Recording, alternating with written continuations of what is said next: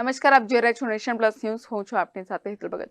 સુરત સહિત સમગ્ર ગુજરાતમાં ગુજરાત મોટર વાહન વિભાગના ટેકનિકલ અધિકારી એસોસિએશન દ્વારા પડતર માંગણીઓને લઈને વિરોધ કરવામાં આવી રહ્યો છે. સુરત સહિત સમગ્ર ગુજરાતમાં આરટીઓના ટેકનિકલ અધિકારી એસોસિએશન દ્વારા વિરોધ કરવામાં આવી રહ્યો છે. ત્યારે સુરતમાં પણ આરટીઓમાં વિરોધ કરવામાં આવી રહ્યો છે. સતત બીજા દિવસે સુરત આરટીઓ વિભાગના ટેકનિકલ અધિકારીઓ અને નોન ટેકનિકલ સ્ટાફે કાળી પટ્ટી ધારણ કરી વિરોધ દર્શાવ્યો હતો. અલગ અલગ 19 જેટલી માંગણીઓને લઈને વિરોધ પ્રદર્શન કરાઈ રહ્યું છે. ટેકનિકલ ઓફિસરો દ્વારા પોતાની મુખ્ય માંગણીઓના પ્રોબેશન સમય 10 વર્ષ થયા હોવા છતાં કાયમી કરવામાં આવતા નથી. ટેકનિકલ સ્ટાફ અને નોન ટેકનિકલ સ્ટાફના અધિકારીઓએ આરટીઓ અધિકારીને આવેદનપત્ર આપ્યું હતું. સાથે જ માંગણીઓ નહીં સંતોષાય તો માસ સીએલ સહિતની ઉગ્ર વિરોધ કરવાની ચીમકી પણ ઉચ્ચારવામાં આવી હતી.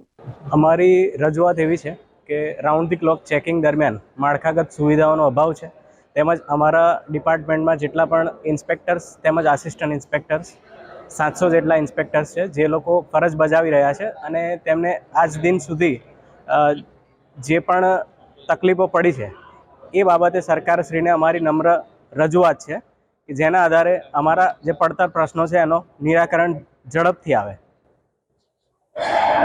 રજૂઆતનું નિરાકરણ નહીં થાય તો કઈ રીતે આગામી દિવસોમાં? Gujarat motor vehicle technical officer association છે, એના જે માર્ગદર્શન હેઠળ અમે આગામી સમયમાં જે પણ કાર્યક્રમ છે તેના આધારે અમારી રજૂઆતોને વધારે સક્રિય રીતે સરકારશ્રી સમક્ષ રજૂ કરવાના પ્રયત્નો કરીશું.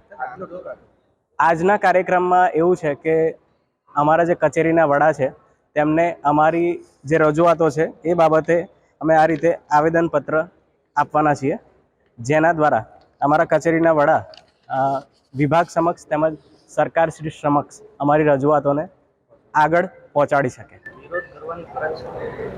ઘણા લાંબા સમયથી પ્રશ્નોનું નિરાકરણ નથી આવ્યું, એટલે આ રીતે અમારે શાંતિપૂર્વક અમારી જે કાળી રિબિન ધારણ કરીને અમે એનો વિરોધ નોંધાવી રહ્યા છીએ. Bureau report, nation plus news, Surat.